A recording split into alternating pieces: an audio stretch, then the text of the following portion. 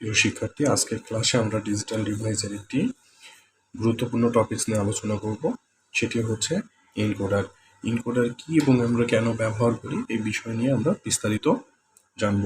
তো চলো, এনকোডার কাকে বলে আমরা প্রথমেই জেনে নিই। এনকোডার হচ্ছে একটা ডিজিটাল সার্কিট বা বর্তনী, যা কি করে মানুষের ব্যবহৃত বিভিন্ন নিউমেরিক বর্ণ, বিশেষ চিহ্ন, টেক্সট ইত্যাদি কম্পিউটারের উপযোগী করে তোলে।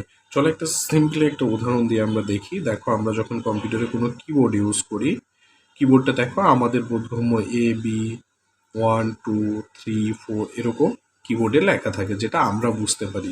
বাট এখানে যে কম্পিউটারের মধ্যে আমরা যে তথ্যটা প্রবেশ করাচ্ছি, দেখো কম্পিউটার কিন্তু এটা আমরা যেটা পাঠাচ্ছি সেটা কম্পিউটার বোঝে না, কারণ কম্পিউটার 0 আর 1 ব্যতীত কোনো কিছুই বোঝে না। তো এই বোঝানোর জন্য মাঝখানে আমরা একটা ডিভাইস ইউজ করে থাকি, যেই ডিভাইসেরটার নাম হচ্ছে কি আমাদের এনকোডার। তো এনকোডার কি করছে দেখো, আমাদের এই এনকোডারটার কাজ হচ্ছে আমরা যে এখান থেকে 1 প্রেস করছি সেটাকে কম্পিউটার কি করছে, সে ধরো আমরা এখান থেকে 5 প্রবেশ করাচ্ছি, আমরা কিবোর্ড থেকে 5 প্রেস করছি, কম্পিউটার তো 5 বোঝে না 0 আর 1 ছাড়া। তো এখানে দেখো এনকোডার এটাকে কনভার্ট করে 101 করে কম্পিউটারের মধ্যে প্রবেশ করাচ্ছে এবং কম্পিউটার তখন সেই বিষয়টা বুঝতে পারছে। তাহলে এনকোডার হচ্ছে মানুষের ব্যবহৃত বিভিন্ন চিহ্ন, টেক্সট, অডিও, ভিডিও ইত্যাদি কম্পিউটার উপযোগী করে দেওয়াই হচ্ছে এনকোডারের কাজ। এখন আসো, এনকোডারের বৈশিষ্ট্যের মধ্যে একটা সবচেয়ে গুরুত্বপূর্ণ বৈশিষ্ট্য হচ্ছে এনকোডার যদি 2n সংখ্যক ইনপুট থাকে, তাহলে n সংখ্যক আউটপুট লাইন পাওয়া যাবে। যদি 2n সংখ্যক ইনপুট লাইন থাকে, তাহলে n সংখ্যক আউটপুট লাইন পাওয়া যাবে। তো চলো আমরা একটু এখানে দেখি এটা কিভাবে। ধরো আমাদের একটা এনকোডার আছে, এনকোডারের ইনপুট লাইন আছে কত? ইনপুট লাইন আছে আমাদের এনকোডারের ইনপুট লাইন আছে হচ্ছে ধরো 4। এখন আমাদের এই 4 থেকে আউটপুট লাইন কত হবে? তো যেহেতু বলা হচ্ছে 2n সংখ্যক ইনপুট থেকে n সংখ্যক আউটপুট লাইন পাওয়া যাবে, সেই ক্ষেত্রে আমরা কি করব দেখো, ইনপুট লাইন আছে কত? 4। তো আমরা 4টাকে কি এভাবে লিখতে পারি না? 2 তো লিখলে কি পাই দেখো, 2 উপরে পাওয়ার 2 মানে হচ্ছে 4। আর আমাদের এখানে বলা হয়েছিল যে 2n সংখ্যক ইনপুট থাকলে n সংখ্যক আউটপুট পাওয়া যায়। তাহলে এইটা দেখো তো, 2n ইকুয়ালি 2 স্কোয়ার সিমিলার মনে হচ্ছে কিনা? তাহলে এই যে 4টাকে যখন আমরা এভাবে লিখছি, তখন আমাদের এই সূত্রটা পেয়ে যাচ্ছি। তাহলে এই যে 2 এখানে লিখলাম, আর এই যে পাওয়ার দেখো দিছি স্কোয়ার, তাহলে এই যে 2 যে মানটা, এটা কি n এর মান না? তাহলে আমরা কি আউটপুটে n ইকুয়াল কত পাচ্ছি? 2 পাচ্ছি। তাহলে যদি এনকোডারের 4 ইনপুট থাকে, তাহলে আউটপুটে আমরা কত লিখতে পারছি? 2। মানে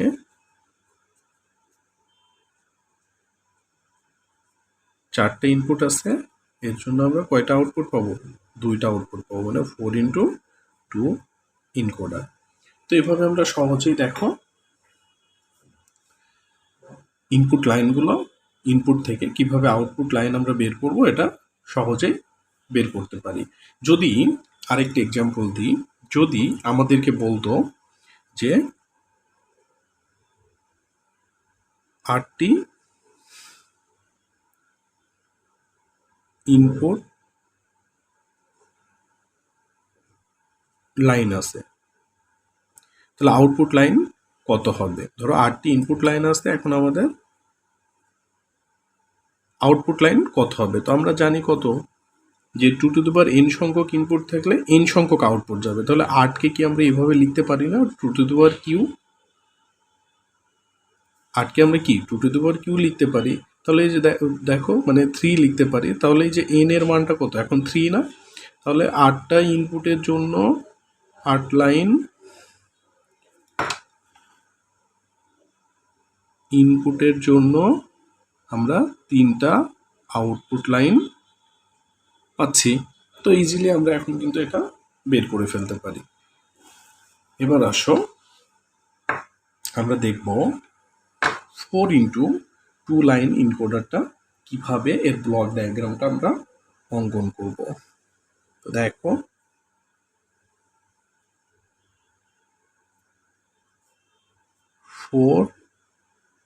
four into two encoder, 4x2 ইনকোডার। এই যে একটা ইনপুট, দুইটা ইনপুট, 4 মানে হচ্ছে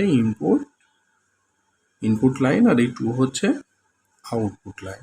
এটা হচ্ছে এক্স, এটা ওয়াই। আমরা এখানে D0, D1, D2, D3 লিখলাম। Digit 1, digit 2, digit 3, digit 4। এখানে যদি তোমরা I, A, B, C use করো কোনো সমস্যা নেই। এখন আসো, এটা হচ্ছে আমাদের 4x2 এনকোডারের ব্লক ডায়াগ্রাম। যদি আমাদেরকে বলতো 8x3 এনকোডারের ব্লক ডায়াগ্রাম অঙ্কন করতে, তাহলে আমরা কি করব? দেখো এই যে 8x3 এর ক্ষেত্রে এখানে এই যে এনকোডার রাখালাম 2, 3, 4, 5, 6, 7, 8। এই যে D0, D1, D2, D3, D4, D5, D6, D7, 8x3। তাহলে আউটপুট কয় হবে আমাদের? 3, 1, 2, 3, এক্স, ওয়াই, জেড। তাহলে আমরা সহজেই দেখো ব্লক ডায়াগ্রামগুলো ড্র করে ফেলতে পারছি এখন। তো আসো আমরা এর এনকোডারের 4x2 সত্যক সারণীটা আমরা একটু দেখবো, এই সত্যক সারণীটা কিভাবে কাজ করে। এখন ইনপুটের ক্ষেত্রে আমরা প্রথমে কি করবো দেখো, যে কোনো মুহূর্তে 4টি ইনপুটের মধ্যে একটি ইনপুট 1 হলে বাকি ইনপুটগুলো কি হবে? 0 হবে। যে কোনো মুহূর্তে 4টি ইনপুটের মধ্যে একটা ইনপুট যদি 1 হয়, বাকিগুলো কি হবে? 0 হবে। তো আসো আমরা এই যে ইনপুট দিব, কম্পিউটার থেকে ইনপুট দিব। কম্পিউটার থেকে ইনপুট দেব কত? 0। তো 0 ইনপুট দিব মানে D0 ইনপুট দিব মানে আমাদের 0 ঘরটাকে অ্যাক্টিভ করতে হবে। যে 0 ঘরটাকে আমরা অ্যাক্টিভ করলাম, বাকিগুলো কি হবে? বাকি ঘরগুলো অবশ্যই 0 হবে। 4টার মধ্যে যে কোনো একটা যদি 1 হয়, বাকিগুলো 0 হবে। আমরা কি করলাম দেখো, কিবোর্ড থেকে D0কে প্রেস করছি, মানে কতকে প্রেস করছি? 0কে। এই যে 0 প্রেস করছি। তো 0 যখন প্রেস করছি তার মানে হচ্ছে 0 নম্বর ঘরটা আমার কি অ্যাক্টিভ হয়েছে। অ্যাক্টিভ বোঝানোর জন্য আমরা 1 লিখছি, আর বাকিগুলো সেই সময় কি থাকবে? ইনঅ্যাক্টিভ থাকবে। সেগুলো দেখো 0, 0, 0। এখন এটা তো হচ্ছে D0 আমরা অ্যাক্টিভ করলাম, তাহলে আউটপুটে কত পাবো? অবশ্যই 0, 0ই পাবো, কারণ যেহেতু আমরা 0 প্রেস করছি, আউটপুট অবশ্যই কি পাবো? 0 পাবো।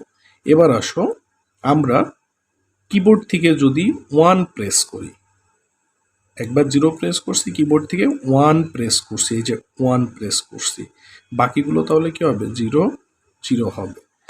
তাহলে দেখো কিবোর্ড থেকে আমরা কত প্রেস করছি? 1 প্রেস করছি, তাই না? তাহলে আমাদের আউটপুট কত হবে? 1 হবে। এই যে 0, এই যে 1, বাইনারিতে কত হলো? এই যে 0 আর এই যে 1, আমরা আউটপুটে কত পাচ্ছি? 1 পাচ্ছি। এবার আসো আমরা কিবোর্ড থেকে কত প্রেস করব? D2 মানে 2 প্রেস করব, আমরা 2 সংখ্যা প্রেস করব, এই যে 1, বাকিগুলো 0। তাহলে কিবোর্ড থেকে আমরা এখন কত পাবো? আউটপুটে 2 পাবো। তো 2 এর বাইনারি কত?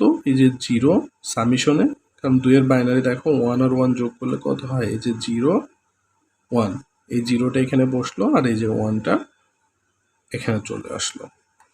এখন আসো আমরা কিবোর্ড থেকে কত প্রেস করব? 3 প্রেস করব। এই যে 3 প্রেস করলাম, বাকি ঘরগুলো কি 0 হবে, 0 হলো।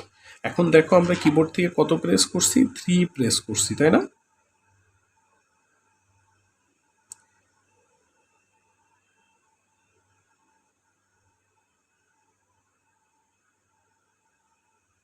তাহলে আমরা কত পাবো? 1, 1 পাবো।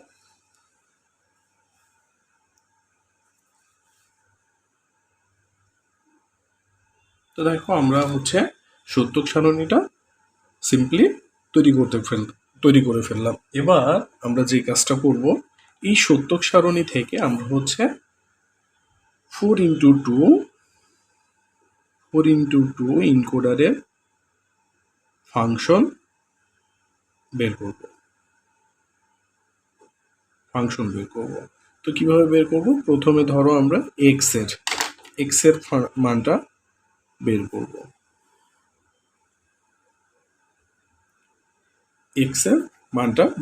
তো x এর মানটা বের করব, যেই ঘরে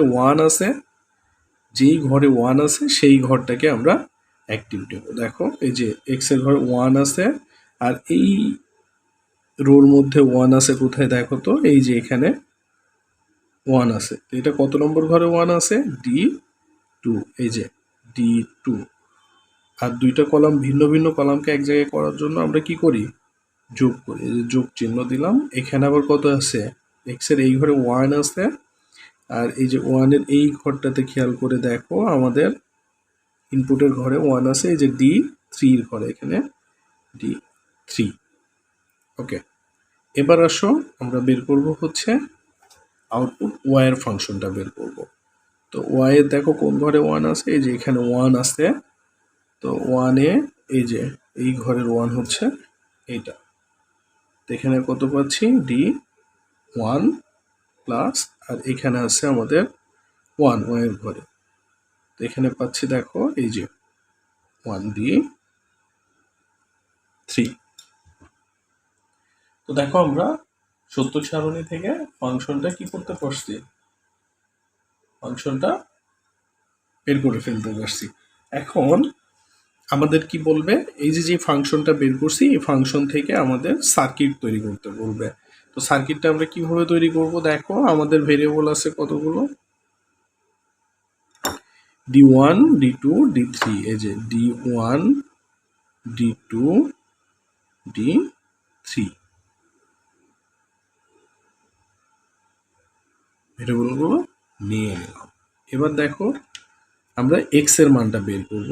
x এর মান কোথায় কি কি আছে? D2 আর D3। এই D2 আর D3 কি অবস্থায় আছে? যোগ অবস্থায় আছে। যোগের জন্য কি গেট? Or gate. এই যে অর গেট।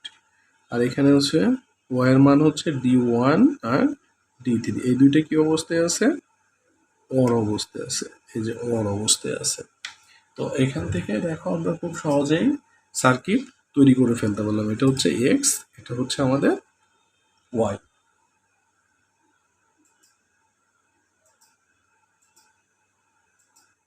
তো আমরা ফাংশন তৈরি করলাম, এবং ফাংশন থেকে কি করলাম দেখো আমরা সার্কিট তৈরি করে ফেলতে পারলাম খুব ইজিলি।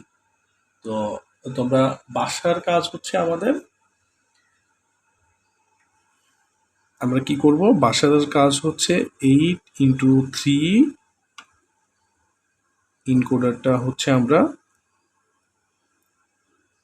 ইনকোডারের ব্লক ডায়াগ্রাম অঙ্কন করব,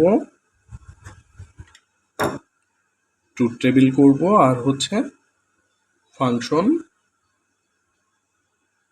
এবং ফাংশন থেকে আমরা লজিক সার্কিটটা ড্র করব। কোনো সমস্যা হলে অবশ্যই কমেন্ট করে জানিও। ধন্যবাদ সবাইকে।